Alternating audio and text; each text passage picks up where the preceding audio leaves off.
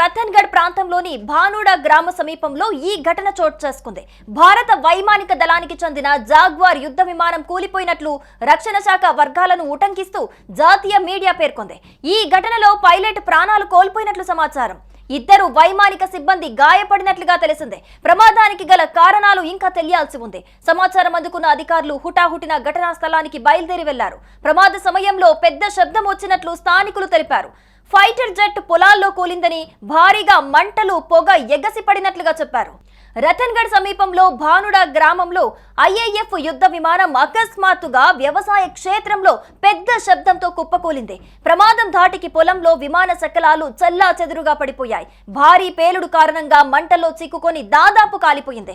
విమాన శకలాల మధ్య ఇప్పటి వరకు ఒకే ఒక మృతదేహం బయటపడింది. వాతావరణం కారణంగానే ప్రమాదానికి కారణమై ఉండొచ్చని అధికారులు భావిస్తున్నారు. స్థానికుల సమాచారం మేరకు ఘటనా స్థలానికి చేరుకున్న పోలీసులు, ఎయిర్ ఫోర్స్ అధికారులు సహాయక చర్యలు చేపట్టారు.